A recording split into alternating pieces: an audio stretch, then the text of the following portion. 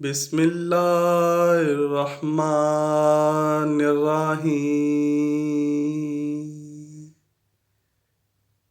انسان کے لیے 5 طرح کے عالم ہیں: عالم ارواح، عالم دنیا، عالم برزخ، عالم حشر اور عالم آخرت۔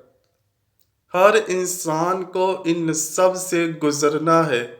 یہ الگ بات ہے کہ ہر ایک جگہ پر قیام کی مدت الگ الگ ہوتی ہے۔ اللہ پاک نے انسان کے ایک عالم سے دوسرے عالم میں منتقل ہونے کے لیے مختلف اسباب پیدا کیے ہوئے ہیں، جیسا کہ عالم ارواح سے عالم دنیا میں آنے کا سبب والدین، عالم دنیا سے عالم برزخ میں جانے کا سبب موت، عالم برزخ سے عالم حشر میں جانے کا سبب سور اسرافیل، اور عالم حشر سے عالم آخرت میں منتقل ہونے کا سبب ایمان یا کفر ہے۔ آج کا ہمارا موضوع عالم برزخ ہے، جس میں ہم جانیں گے کہ عالم برزخ کی یہ زندگی کیسی ہے، یہاں پر لوگ کیسے رہتے ہیں، لوگ یہاں پر کیا کھاتے پیتے ہیں، اور کیا دنیا کے معاملات کو بھی لوگ یہاں یاد رکھتے ہیں۔ آج ہم انہی سب سوالات کے جوابات قرآن و حدیث کی روشنی میں جاننے کی کوشش کریں گے۔ ناظرین گرامی، عالم برزخ کی اہمیت کا اندازہ اس بات سے لگائیں کہ اس سے پہلے بھی 2 عالم ہیں اور بعد میں بھی 2۔ نبی کریم صلی اللہ علیہ وآلہ وسلم کی حدیث مبارکہ ہے، اگر اللہ پاک کے نزدیک دنیا کی کچھ حیثیت ہوتی تو مچھر کے پر برابر بھی اس میں سے کسی کافر کو پانی کا ایک گھونٹ نہ پینے دیتا۔ یعنی اندازہ کریں کہ جس عالم دنیا میں ہم موجود ہیں اس کی اہمیت کیا ہے۔ خیر، دنیا اور آخرت میں موجود جو عالم ہے وہ برزخ کہلاتا ہے۔ برزخ کے لفظی معنی یعنی آر یا پردہ کے ہیں۔ انسان کی موت سے لے کر قیامت میں اٹھنے تک کا وقفہ برزخ کہلاتا ہے۔ یعنی اگر یہ کہا جائے کہ یہ وہ مقامات ہیں جن میں موت کے بعد حشر تک روحیں حسب مراتب رہتی ہیں، اس میں تمام انسانوں اور جنوں کو موت کے بعد رہنا ہے، اور عالم برزخ ہماری دنیا سے بھی بہت بڑا ہے۔ برزخی دنیاوی زندگی سے بہت لمبی ہے، لیکن وہ بھی ایک دن ختم ہونی ہے۔ اللہ پاک سورہ مومنون میں فرماتا ہے، اور ان کے آگے ایک آڑ ہے اس دن تک جس میں یہ اٹھائے جائیں گے۔ عالم برزخ میں پہنچنے کے بعد انسان کا آخرت کی طرف سفر شروع ہو جاتا ہے۔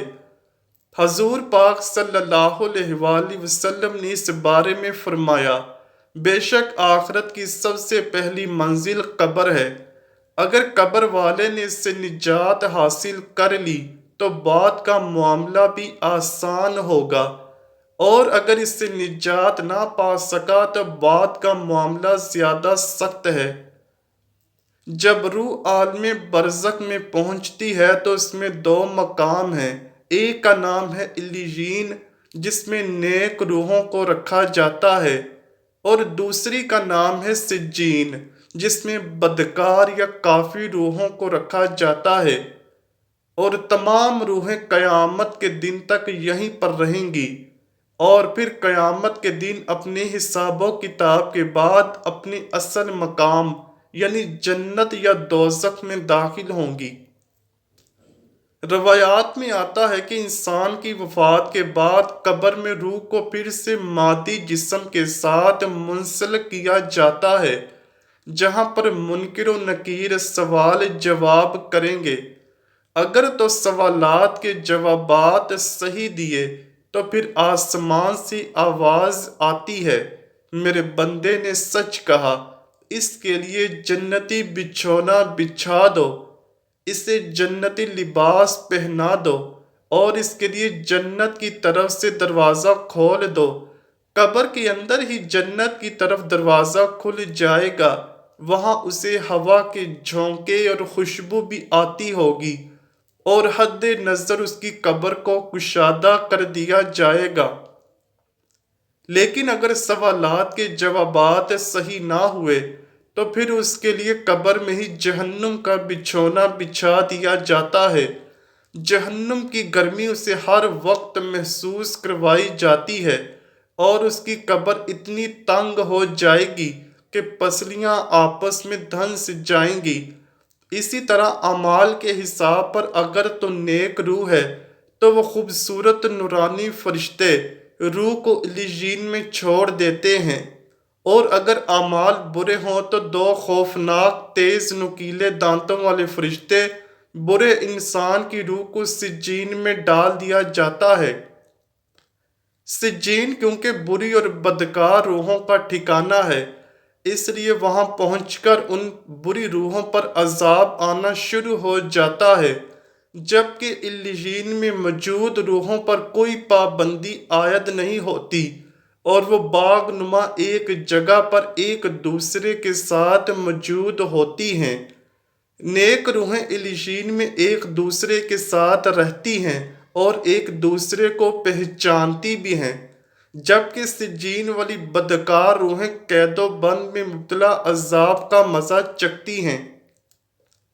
علیین میں موجود روحیں ایک دوسرے کو دیکھ کر خوش ہوتی ہیں، ایک دوسرے سے باتیں کرتی ہیں اور دنیا کے حالات کو یاد کرتی ہیں، جو وقت انہوں نے دنیا میں گزارا، اور نئی آنے والی روحوں سے اپنے پیاروں کی خبر بھی لیتی ہیں کہ میرا فلاں رشتہ دار دنیا میں کس حال میں ہے۔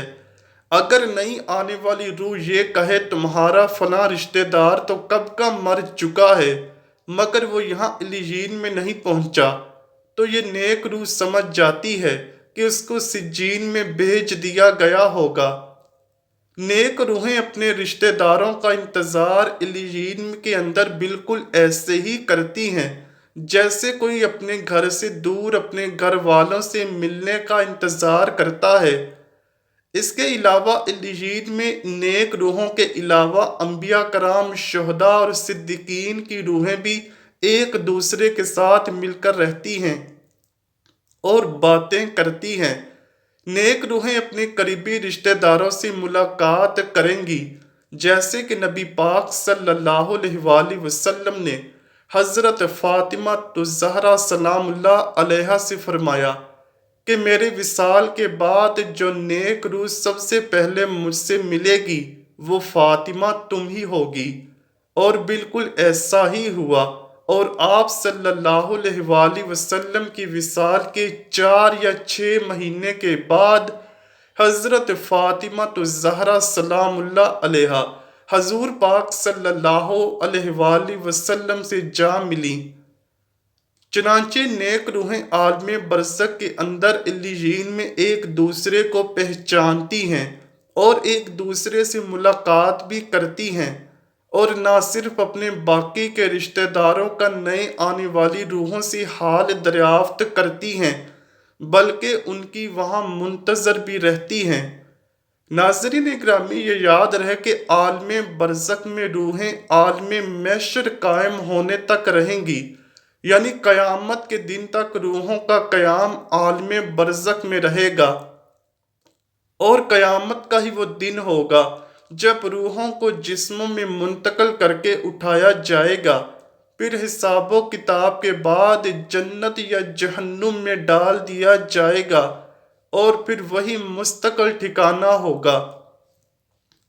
حضرت عبداللہ بن عبید سے مروی ہے کہ مردے کو جب قبر میں رکھا جاتا ہے تو وہ بیٹھ جاتا ہے اور جنازے کے ساتھ آنے والی قدموں کی آواز سنتا ہے۔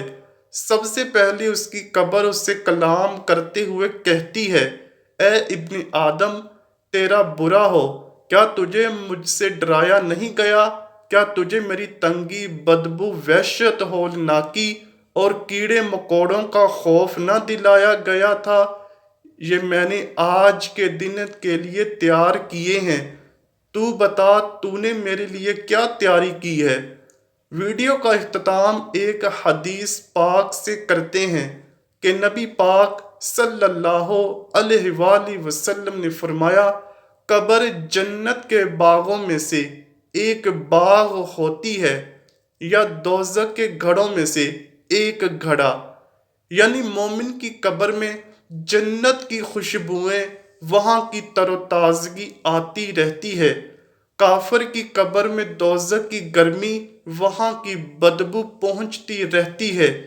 آئیے اللہ پاک سے دعا کرتے ہیں کہ ہمیں صحت و تندرستی والی زندگی عطا فرمائے اور بعد مرنے کے ہماری قبر کو جنت کا باغ بنا دے اور عالم برزخ میں ہمارا ٹھکانہ نیک روحوں کے ساتھ علیین بنا دے۔